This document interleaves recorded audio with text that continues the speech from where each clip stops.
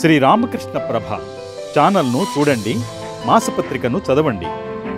జననీం శారదాం దేవీం రామకృష్ణం జగద్గురుం పాదపద్మే తయో శ్రుత్వా ప్రణమామి ముహుర్ముహు.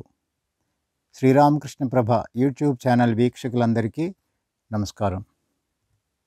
జనవరి 1వ తేదీ, దీని ప్రత్యేకత ఏమిటి అని మనల్ని అడిగితే మనం వెంటనే చెప్పొచ్చు, ఏముందండి, అర్ధరాత్రి కూడా పట్టపగల్లాగా ఉంటుంది అని. మనకు తెలిసింది ఈ మాత్రమే, కానీ చాలామందికి తెలియనిది ఒక విషయం ఉంది. జనవరి 1వ తేదీ ప్రత్యేకత ఏమిటంటే, భగవాన్ శ్రీరామకృష్ణులు కల్పతరువుగా అవతరించి భక్తులు అడిగిన కోరికలన్నిటినీ ప్రసాదించారు. మనం అనుకోవచ్చు, భగవాన్ శ్రీరామకృష్ణులు వేరుగా మళ్ళీ ఇంకో కల్పతరు అవడం ఎందుకు? మన పురాణాల్లో కల్పతరం కోసం విన్నాం కదా, పురాణాల్లో మన కల్పతరు, కామధేను ఇలా విన్నాం కదా, అవి కూడా ఏమడిగితే అది ప్రసాదిస్తాయి కదా.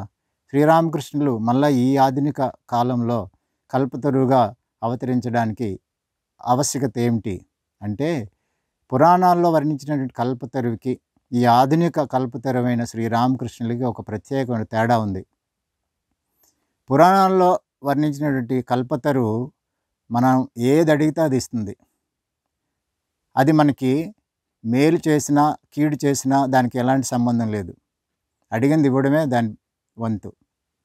శ్రీరామకృష్ణ అలా కాదు, మనం ఏమడిగినప్పటికి కూడా అది ప్రసాదిస్తారు, కానీ దానివల్ల మనకి ఎలాంటి హాని కలిగినా కీడు కలిగినా వెంటనే దాని నుంచి మనల్ని రక్షిస్తారు.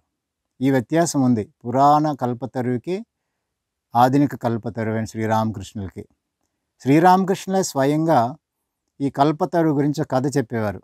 ఈ కథ చాలామందికి తెలుసు, కాకపోతే ఈ కథ ద్వారా మనకిచ్చిన సందేశాన్ని, ఆ నీతిని మన జీవితంలో అన్వయించుకోవడానికి మహాత్ములు కథలు చెప్తూ ఉంటారు. మనం ఏమనుకుంటామంటే, కథ మనకు తెలిసిందే కదా, ఇందులో గొప్పదనం ఏముంది, కొత్తదనం ఏముంది అనుకుంటాం. కథ ద్వారానే మనం ఎక్కువ జ్ఞాపకం పెట్టుకోగలుగుతాం, ఏ నీతి అయినప్పటికి కూడా. అందుకే భగవాన్ శ్రీరామకృష్ణులు ఆ సందేశాన్ని, ఉపదేశాన్ని అంతటిని కూడా కథల ద్వారానే చెప్పారు, అందరికీ అర్థమయ్యే రీతిలో. కథ మనకు గుర్తుంటే ఆ నీతి ఆటోమేటిక్గా మనకి గుర్తుకొస్తుంది. ఆ నీతిని మన జీవితంలో అన్వయించుకుంటున్నప్పుడే మన జీవితం సార్థకం అవుతుంది. కథ తెలుసు, వేల కథలు మనకు తెలుసు, ఏం ప్రయోజనం? మన జీవితంలో అది అన్వయించుకోలేనప్పుడు, దానివల్ల ప్రయోజనం లేనప్పుడు ఆ జీవితం వృధా అవుతుంది. శ్రీరామకృష్ణులు ఈ పురాణ కల్పతరువు కోసం ఒక కథ చెప్పారు. ఒక బాటసారి అడవి గుండా ప్రయాణం చేస్తూ వెళ్తుంటాడు. మండుటెండలో అలసిపోయాడు. ఎక్కడైనా నీడ కనిపిస్తే కూర్చుందాం, కొంతసేపు సేద తీద్దాం అనుకుంటాడు. చూడగానే ఒక చెట్టు కనిపిస్తుంది, అక్కడికి వెళ్ళి చెట్టు కింద కూర్చుంటాడు. ఆ చెట్టు కల్పతరువు ఏది అడిగితే అది ఇస్తుంది అనే విషయం అతనికి తెలియదు. అక్కడ కూర్చుంటాడు, బాగా అలసిపోయాడు, దాహం వేసింది. వెంటనే తాగడానికి మంచినీళ్ళు ఉంటే బాగుండు అనుకుంటాడు. వెంటనే చల్లని కుండతో నీళ్ళు వస్తాయి. ఆశ్చర్యపోయి చక్కగా నీళ్లు తాగి సేద తీరి కూర్చుంటాడు. కొంతసేపు బాగానే ఉందే, ఇప్పుడు దాహం తీరింది, ఆకలేస్తుంది కాబట్టి ఏదైనా భోజనం వస్తే బాగుంటుంది అనుకుంటాడు. వెంటనే అనుకోగానే పంచభక్ష పరమాన్నాలు, జీవితంలో ఎప్పుడు తినుండడు కూడా, అన్ని రకరకాల వెరైటీస్ వచ్చాయి. చక్కగా భోంచేశాడు. భోజనం అవగానే ఏమవుతుంది మనకి? అలసట, నిద్ర. వెంటనే నిద్రపోవాలనుకున్నాడు. మంచి పట్టు పాన్పు వస్తే బాగుంది అనుకుంటాడు. వెంటనే ఆ పాన్పు వస్తుంది. నిద్రపోతూ మన మనసు తిన్నగా ఉండదు కదా అనుకున్నాడు. ఇప్పుడు కానీ పులి వచ్చి ఏమైనా నన్ను మింగేస్తే అనుకుంటాడు. వెంటనే పులి వచ్చి అతన్ని మింగేసింది. ఈ కథ శ్రీరామకృష్ణులు ఎందుకు చెప్పారంటే, ఇదే కథని మన జీవితంతో అన్వయించుకుంటే ఏమి నేర్చుకోవచ్చు?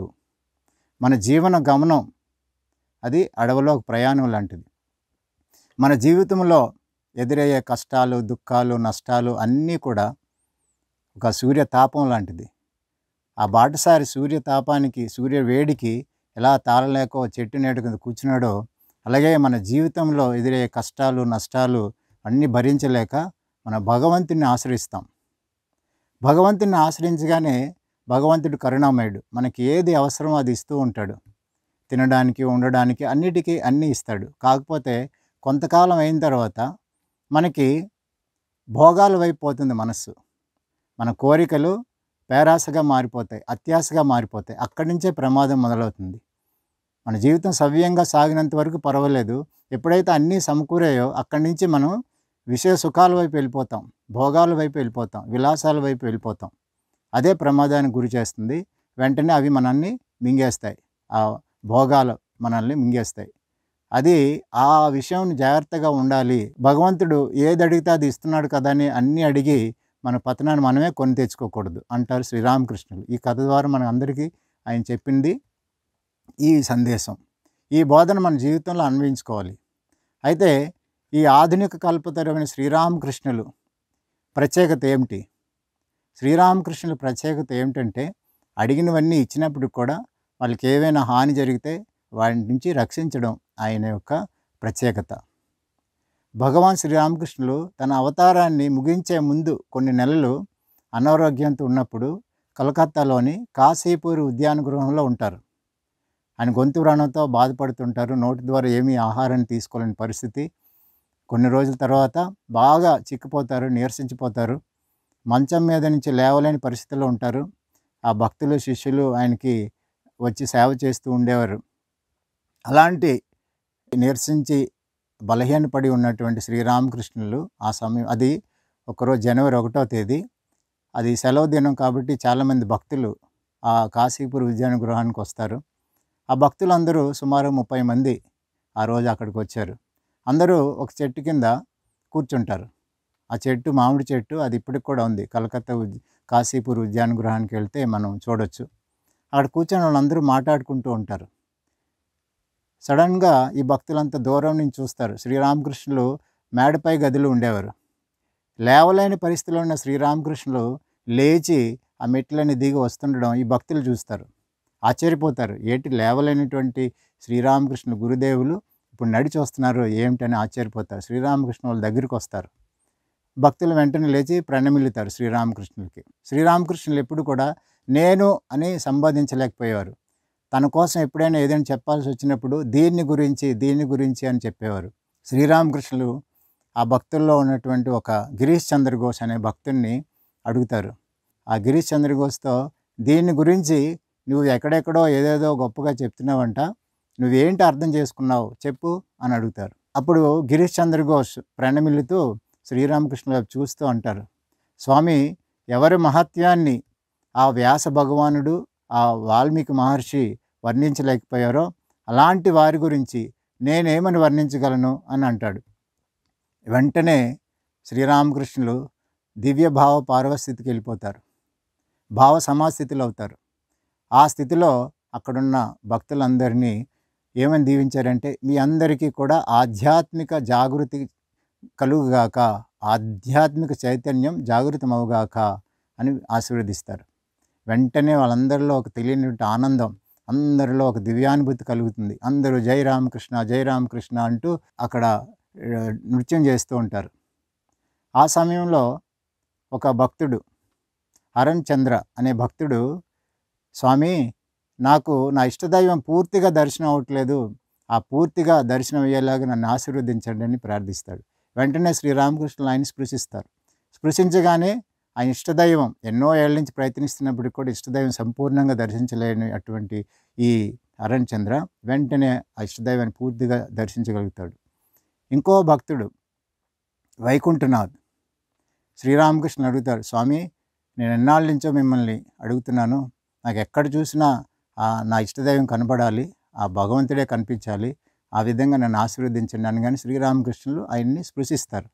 వెంటనే వైకుంఠనాథ్కి ఎక్కడ చూసినా ఆ ఇష్టదైవాన్ని చూడగలుగుతాడు. చెట్టు చూడండి, పుట్ట చూడండి, ఇల్లు చూడండి, రోడ్డు చూడండి, ఎక్కడ చూసినా ఆ ఇష్టదైవమే కలుగుతుంది. ఆ దివ్య భావ పరవస్థితిలో ఆయన పరిగెడుతుంటాడు ఇటు అటు ఆనందంలో. అలాగా ఆనంద స్థితిలో కొన్ని రోజులు ఉంటాడు. ఇంటికి వెళ్ళినా ఏ పని చేయలేకపోతాడు, ఆఫీస్కి వెళ్ళినా ఏ పని చేయలేకపోతాడు. ఆ దివ్య భావ పార్వస్థితిని, ఆ దివ్యానుభూతిని భరించలేక మళ్ళా శ్రీరామకృష్ణుడు పరిగెత్తుకొచ్చి, స్వామి, నన్ను మామూలు మనిషిగా చేయండి, ఈ దివ్యానుభూతి నేను భరించలేకపోతున్నాను, నాకు ఆ శక్తి లేదు అని మళ్ళా అడుగుతాడు. అడగగానే శ్రీరామకృష్ణ మళ్ళీ స్పృశిస్తారు. వెంటనే ఆ వైకుంఠనాథ్ మామూలు స్థితికి వస్తాడు. దీన్ని బట్టి మనకి ఇక్కడ అర్థమైంది ఏంటంటే, అదే కోరిక కానీ ఆ పురాణ కల్పతరుని అడిగి ఉంటే దివ్య భావ పరవస్థితి, ఎక్కడ చూసినా భగవంతుని దర్శించే స్థితి, ఎక్కడ చూసినా ఒకే చైతన్యాన్ని దర్శించగల స్థితి వస్తే, ఆడు పిచ్చివాళ్ళ పరిగెడుతున్నా ఇంకా అది పోదు, దాన్ని మళ్ళా వెనక్కి తీసుకునే స్థితి లేదు. అలాగా ఆయన పిచ్చివాడైపోయి ఉండేవాడు.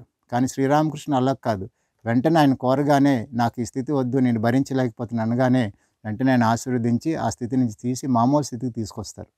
అంటే ఎవరికైనా హాని కలిగే కోరిక తెలియక అడిగినా దానివల్ల కష్టం కలుగుతుంది, నష్టం వస్తుంది, కీడు కలుగుతుంది అనుకుంటే వెంటనే శ్రీరామకృష్ణ దాటి నుంచి రక్షిస్తారు. ఇంకో భక్తుడు, వీళ్ళందరూ ఆధ్యాత్మిక అనుభూతులు అడిగారు. కానీ ఇంకొక భక్తుడు, ఉపేంద్ర అనే భక్తుడు చాలా పేదవాడు. ఆయన కూడా ఒక ప్రాపంచిక కోరిక కోరాడు. ఏంటి? నాకు ధనం ప్రసాదించండి స్వామి అని. వెంటనే ఆయన స్పృశిస్తారు. ఆయన మహాధనవంతుడు అవుతాడు తర్వాత కాలంలో. మనకు కూడా చాలా ధనం రావచ్చు భగవంతుని ప్రార్థిస్తే. కాకపోతే ధనం రాగానే ఏం చేస్తామంటే గర్వం పెరుగుతుంది, మనంతటి వాడు లేడు అనుకుంటాం. ఇంకా అక్కడి నుంచి విలాసాలు, విన్యాసాలు, ఎటుపోతుందో మన జీవితం మనకు తెలియదు. మన పతనాన్ని మనమే కొని తెచ్చుకుంటాం. కానీ ఉపేంద్రకి ధనం ఇవ్వడంతో పాటు శ్రీరామకృష్ణులు సద్బుద్ధిని కూడా ప్రసాదించారు. ధనం రాగానే ఆయనలోనే అహంకారం రాలేదు, ఆయన ఏం విరవీగిపోలేదు. ఆ ధనాన్ని సత్కర్మలకు ఉపయోగించేవాడు, భగవత్ సేవకు ఉపయోగించేవాడు, భక్తుల సేవకు ఉపయోగించేవాడు. అలాంటి సద్బుద్ధిని కూడా శ్రీరామకృష్ణ ప్రసాదిస్తారు. కాబట్టి మనం భగవాన్ శ్రీరామకృష్ణుల్ని ఏం ప్రార్థించినా అది ప్రసాదిస్తారు. దానివల్ల ఏమైనా ప్రమాదం ఉంటే మనల్ని రక్షిస్తారు కూడా. ఏదైతే పురాణ కల్పతరువు చేయలేదో అది ఆధునిక కల్పతరువైన శ్రీరామకృష్ణులు చేయగలుగుతున్నారు. కాబట్టి ఆధునిక కల్పతరువైన శ్రీరామకృష్ణులు ప్రత్యేకం. అందుకే రామకృష్ణ మఠం, రామకృష్ణ మిషన్లో జనవరి 1వ తేదీన న్యూ ఇయర్ అని సెలబ్రేట్ చేయరు, కల్పతరు దినోత్సవం అని జరుపుకుంటారు. ఇప్పుడు శ్రీరామకృష్ణుల్ని జనవరి 1వ తేదీన కలకత్తాలోని కాశీపూర్ ఉద్యాన గృహంలో శ్రీరామకృష్ణులు ఉన్నటువంటి గదికి జనవరి 1వ తేదీన వేలాది మంది భక్తులు వెళ్ళి అక్కడ వాళ్ళ కోరికలను విన్నవించుకుంటారు. నేటికి అది జరుగుతూనే ఉంది. జనవరి 1వ తేదీన అంటే 31 నుంచే బారులు తీరి నిలబడతారు వేలాది మంది భక్తులు. అక్కడికి వెళ్ళి శ్రీరామకృష్ణులు నివసించినటువంటి ఆ గృహానికి, ఆ గది దగ్గరికి వెళ్ళి వాళ్ళు ప్రార్థించుకుంటారు. అవి శ్రీరామకృష్ణులు వారి కోరికలను తీరుస్తున్నారని ఎన్నో ఉదంతాలు ఉన్నాయి, నిదర్శనాలు ఉన్నాయి. అయితే మనం శ్రీరామకృష్ణులు ఏం కోరుకోవాలి? ఉత్తమ భక్తుడైతే ఏం కోరుకుంటాడంటే భగవాన్ శ్రీరామకృష్ణ దగ్గరికి వెళ్ళి, స్వామి నాకు ఏది మంచిదైతే అది మీరు ప్రసాదించండి అని ఆ బాధ్యత ఆ శ్రీరామకృష్ణులకే వదిలేస్తాడు. అలాంటి వారు ఉత్తమ భక్తులు. రెండవ రకం భక్తులు ఎలాగుంటారంటే శ్రీరామకృష్ణుల్ని కోరుకుంటారు, నాకు అది కావాలి, ఇది కావాలి, ధనం కావాలి, ఆస్తులు కావాలి, భోగభాగ్యాలు కావాలని. అన్నీ ఆయన ప్రసాదిస్తారు. కాకపోతే ఇవన్నీ ప్రసాదించినప్పుడు కూడా వాళ్ళలో ఎలాంటి అహంకారం ఉండదు. వాళ్ళు కలిగినటువంటి ధన సంపదలని సద్వినియోగపరుస్తారు, సత్కర్మలకి ఉపయోగిస్తారే కానీ విలాసవంతమైన జీవనాన్ని గడపరు. ఇది రెండో కేటగిరీకి చెందిన భక్తులు. మూడో రకం వాళ్ళు ఎలా ఉంటారంటే అన్నీ కావాలనుకుంటారు, అత్యాశకు పోతారు. అడిగిందల్లా ఇస్తున్నారు కాబట్టి మనం అత్యాశకు పోయి ఆ కోరికల వల్ల మన పతనాన్ని మనమే కొని తెచ్చుకుంటాం. ఇలాంటి వారు మూడో రకం చెందినవారు. ఇప్పుడు జనవరి 1వ తేదీన భగవాన్ శ్రీరామకృష్ణులు, ఆధునిక కల్పతరువు అయిన శ్రీరామకృష్ణుల్ని మనం ఏమి అడగాలి అన్నది ఈ ముగ్గురు భక్తుల్ని గుర్తుపెట్టుకొని 3 రకాల భక్తులు ఉన్నారు. ఉత్తమ భక్తుడు, మధ్యం భక్తుడు, అధమ భక్తుడు. ఈ 3 రకాల భక్తుల్లో మనం ఏ విధంగా ఉండాలి, ఎలా ఉండాలి అన్నది మనం నిర్ణయించుకొని జనవరి 1వ తేదీన మధ్యాహ్నం 3 గంటలకి భగవాన్ శ్రీరామకృష్ణ ఆ రోజు 1886 జనవరి 1వ తేదీ మధ్యాహ్నం 3 గంటలకి అక్కడ భక్తులందరినీ ఆశీర్వదించి ఏం కావాలంటే అది ప్రసాదించారు. కాబట్టి జనవరి 1వ తేదీన మధ్యాహ్నం 3 గంటలకి అందరూ శ్రీరామకృష్ణ ప్రార్థించవచ్చు, ఏం కావాలంటే అది అడగవచ్చు. అడిగే ముందు ఇప్పుడు చెప్పిన 3 రకాల భక్తులను గుర్తుపెట్టుకుంటే మనకి మంచి జరుగుతుంది, ఎలాంటి జీవితంలో ఇబ్బంది ఉండదు. ఆ పులి వచ్చి తిన్నట్టు ఆ బాటసారిలాగా మనం ఉండం, ఉత్తమ భక్తులుగా అనిపించుకుంటే మనం మంచిది. ఆ విధంగా అలాంటి ఉత్తమ బుద్ధి మనకు ప్రసాదించాలి. ఆధ్యాత్మిక చైతన్యం జాగృతి చేసేలాగా శ్రీరామకృష్ణ ప్రార్థిస్తే అంతకన్నా ఉత్తమమైన కోరిక ఇంకొకటి ఉండదు.